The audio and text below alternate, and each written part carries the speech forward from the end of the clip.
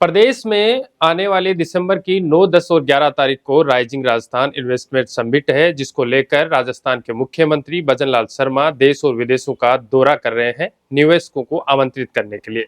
साथ ही राजस्थान में भी प्रभारी मंत्रियों को भी इसकी अलग अलग जिम्मेदारियां मिली है। हमारे साथ जैसलमेर के प्रभारी मंत्री और पशुपालन, डेयरी विभाग, देवस्थान विभाग के मंत्री जोराराम कुमावत है, जिनसे हम बातचीत करेंगे कि राइजिंग राजस्थान के पीछे उद्देश्य क्या है और कितना एमओयू उन्होंने अपने विभाग में भी किया है। जोराराम जी, महत्वपूर्ण बात है कि राइजिंग राजस्थान को लेकर मुख्यमंत्री लगातार विदेशों तक का दौरा कर रहे हैं। राइजिंग राजस्थान कितना सफल हो रहा है और क्या आपको लग रहा है कि युवाओं को इससे कितना लाभ मिलेगा, नौकरियां मिलेगी? माननीय हमारे देश के लोकप्रिय प्रधानमंत्री नरेंद्र मोदी जी का जो विजन है कि आने वाले 15 अगस्त 2047 तक हमारा देश विकसित राष्ट्र बने और हमारा देश आत्मनिर्भर राष्ट्र बने और पुनः विश्व गुरु के शिखर पर हमारा देश बने, इस दिशा में माननीय मोदी जी ने जो संकल्प लिया है, उसी संकल्प को पूरा करने के लिए हमारे प्रदेश के मुखिया माननीय भजनलाल जी ने भी इस दिशा में राजस्थान को विकसित राज्य बनाने के लिए, आत्मनिर्भर राज्य बनाने के लिए राइजिंग राजस्थान का कार्यक्रम अभी हाथ में लिया है। और राइजिंग राजस्थान के तहत माननीय मुख्यमंत्री जी भी बहुत सारे देशों की यात्राएं करके आए हैं, जिनमें जर्मनी है, कोरिया है, जापान है, इंग्लैंड है और भी कई देश है जिनकी यात्राएं करके आए। उन देशों में रहने वाले जो हमारे प्रवासी लोग हैं, जो बड़े बड़े उद्योगपति है, वहाँ जाकर के उन्होंने आर्थिक साम्राज्य स्थापित किया है, उनको यहाँ राजस्थान में आकर के इन्वेस्ट करने के लिए आमंत्रित किया है। और भी दूसरी जो विदेशी कंपनियां, उनसे भी राजस्थान में आकर के इन्वेस्ट करने के लिए उनको आमंत्रित किया है। और राजस्थान भर के सभी जिलों पर इन्वेस्टर मीट करके वहाँ पर भी प्रवासियों को और स्थानीय उद्योगपतियों को भी ज़्यादा से ज़्यादा इन्वेस्ट करने के लिए आमंत्रित किया है। और इस राजस्थान भर में जो जिलों स्तर पे जो इन्वेस्टर मीट हुई है, उनमें भी अच्छे परिणाम आ रहे हैं। और जैसे मुझे बाड़मेर जिले का बाड़मेर, जैसलमेर और बालोतरा जिले का प्रभारी बना रखा है, तो बालोतरा जिले में 22,000 करोड़ के इन्वेस्टमेंट एमओयू हुए, बाड़मेर में 22,000 करोड़ के हुए, जैसलमेर में 25,500 करोड़ के हुए हैं और अभी भी वहाँ हो रहे हैं। और पाली जिले में भी 4,000 से ज़्यादा इन्वेस्ट के हुए और मेरे विभाग में भी 4,000 करोड़ से ज़्यादा इन्वेस्ट हुए। तो निश्चित रूप से आने वाले समय में और भी इन्वेस्टर आ रहे हैं। 9, 10 और 11 तारीख को जयपुर में जो इन्वेस्टर मीट होगी, और निश्चित रूप से उसमें एक ऐतिहासिक काम होंगे जो आज तक के इतिहास में राजस्थान में किसी ने नहीं किया, वैसे काम माननीय मुख्यमंत्री जी के नेतृत्व में होंगे। पिछली सरकार ने भी इस तरह की एक इन्वेस्टर मीट की थी और वो सरकार के अंतिम साल में, कार्यकाल के अंतिम साल में की थी। और अंतिम साल में जो एमओयू हुए वो क्रियान्वित ही नहीं हुए और उन लोगों को, उद्योगपतियों को, उद्यमियों को ज़मीनें भी आवंटित नहीं हुई, उनको जो उद्योग लगाने थे उनमें सुविधाएं भी नहीं मिली। लेकिन हमारे मुख्यमंत्री जी की सोच है कि हम पहले साल में उनको यहाँ उनके साथ में अनुबंध करेंगे और उन किए हुए अनुबंधों के लिए हम जमीन अलॉटमेंट, उनके लिए एनओसी, सभी तरह की, उनके लिए बिजली पानी की व्यवस्था, ये सारी की सारी सुविधा हम जल्दी से जल्दी उनको उपलब्ध कराएंगे, जिससे वो अपना उद्योग शुरू कर सके और राजस्थान के विकास में निश्चित रूप से उनकी अहम भूमिका हो। और इन जैसे जो इतने सारे उद्योग लगेंगे, ये सारे इन्वेस्टर आएंगे, तो निश्चित रूप से यहाँ जो उद्योग लगेंगे, यहाँ का प्रोडक्शन होगा तो इससे राजस्थान को भी फायदा होगा, साथ ही साथ में यहाँ कई लाखों लोगों को रोजगार भी मिलेंगे। अच्छा, युवाओं को नौकरियां देने की बात कर रहे हैं, 4 लाख से ज्यादा नौकरियां देने की बात कर रहे हैं। क्या लग रहा है कि जो आपने कदम ये उठाया है राइजिंग राजस्थान का, उससे निश्चित तौर पर इस बार जो आपने वादे किए हैं वो सरकार पूरे कर पाएगी? युवा देश का भविष्य है और आज के युग में युवाओं की भागीदारी इस लोकतंत्र में बहुत ही महत्वपूर्ण होती है।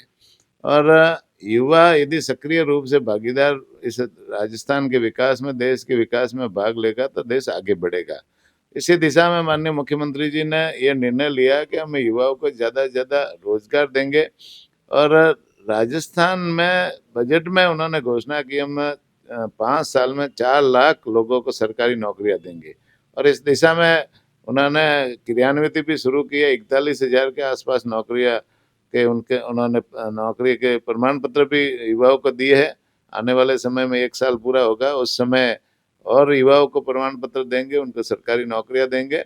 और 5 साल में जो 4 लाख की घोषणा की है, निश्चित रूप से पहली बार कोई सरकार इतनी नौकरियां देगी।